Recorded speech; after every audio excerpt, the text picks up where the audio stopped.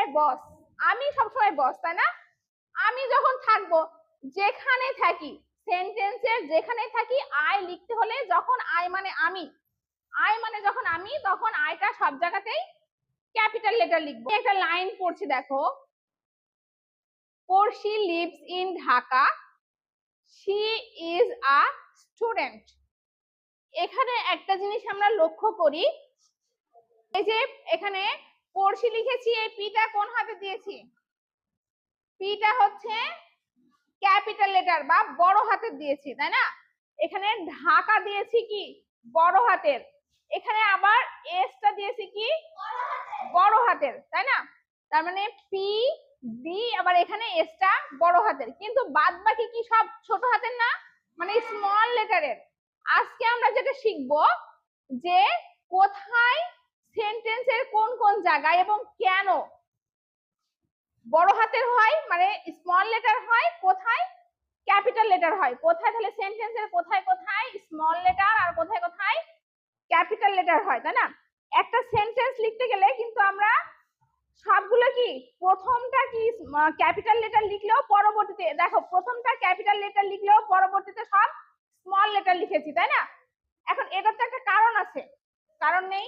আবার দেখো এখানে ফুল স্টপ, এখানে কি ফুল স্টপ আছে, এই ফুল স্টপের পরে যখন আমি নতুন সেন্টেন্স শুরু করেছি, ফুল স্টপের পরে যখন নতুন সেন্টেন্স শুরু করেছি, তখন আবার কি ক্যাপিটাল লেটার লিখেছি। মানে একটা সেন্টেন্স শেষ হলে ফুল স্টপ, একটা সেন্টেন্স শেষ মানে ফুল স্টপ, তারপরে যখন নতুন একটা সেন্টেন্স লিখবো, ওই নতুন সেন্টেন্সের প্রথম অক্ষরটা কি হবে? ক্যাপিটাল লেটার হবে বা বড় হাতের, তাই না? কিন্তু এখানে ঢাকাটা লিখলাম কেন বড় হাতের? কারণ এটা তো একই সেন্টেন্সের মধ্যে, কিন্তু ঢাকাটা লিখেছি সেটা আবার কি ক্যাপিটাল লেটার দিলাম। কেন দিলাম? এটা একটা কারণ আছে, তাই না? একটা সেন্টেন্সের মধ্যেও বিভিন্ন জায়গায় ক্যাপিটাল লেটার ব্যবহার হতে পারে। কেন হয়? ক্যাপিটাল লেটার কোথায় কোথায় ব্যবহৃত হয়, কেন হয়? তাহলে প্রথম আমরা কি জানলাম, যখন আমরা একটা সেন্টেন্স শুরু করব, প্রথম লেটারটা ক্যাপিটাল লেটার, তারপরে সেন্টেন্স শেষ হলে আরেকটা যখন নতুন সেন্টেন্স লিখবো, তখন সেটারও প্রথম অক্ষর, প্রথম যে লেটারটা হবে সেটা হবে ক্যাপিটাল লেটার, তাই না? আচ্ছা, আরো কোথায় কোথায় ক্যাপিটাল লেটার হয় সেটা আমরা দেখি। যেমন কোন মানুষের যখন নাম বলি, দেখো এই দেখো পড়শি লিখেছি, এটা যদিও সেন্টেন্সের শুরু, তারপরেও কোন মানুষের যখন নাম ব্যবহার করব, তখন কি হবে? সেটা অবশ্যই ক্যাপিটাল লেটার হবে। যেমন কি ফাতেমা, রাহিমা, তাই না? যেমন আমাদের কি মোহনা, আলেয়া, মিম, এগুলো যখন বলবো তখন আমরা বা লিখবো, যখন আমরা লিখবো কোনো জায়গায়, তখন সেটা আমরা কি ক্যাপিটাল লেটার দিয়ে লিখবো, তাই না? আচ্ছা, কোন জায়গার নাম, যেমন দেশ, শহর, নদী, স্কুল, যে কোনো জায়গার নাম হলে সেটা কি হবে? সেটা ক্যাপিটাল লেটার হবে। এই যে এই জন্য ঢাকাটা এখানে ক্যাপিটাল লেটার লিখেছি। ঢাকা কি একটা জায়গার নাম না? আচ্ছা, এই ঢাকা একটা জায়গার নাম, সেজন্য আমরা ক্যাপিটাল লেটার লিখেছি।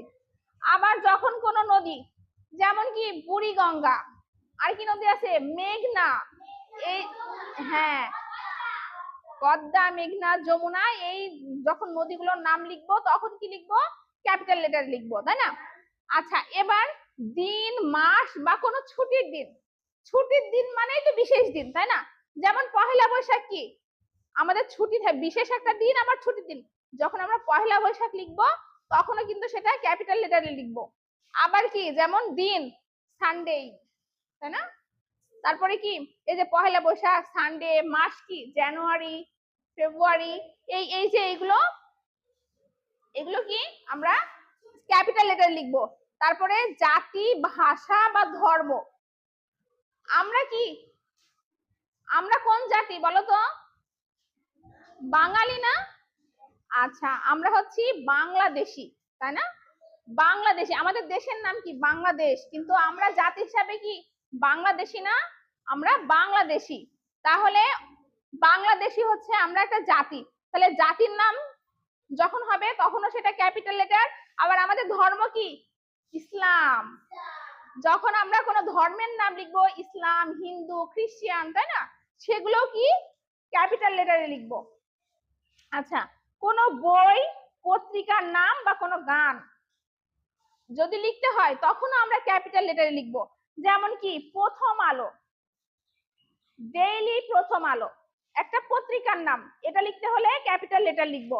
তারপরে কি আমাদের যে বই ইংলিশ ফর টুডে, তাই না, আমাদের যে এই একটা বই আছে ইংলিশ ফর টুডে, এই যে ইংলিশ ফর টুডে লেখার সময় আমরা কি ক্যাপিটাল লেটার লিখবো, কিন্তু সবগুলো ক্যাপিটাল লেটারে না।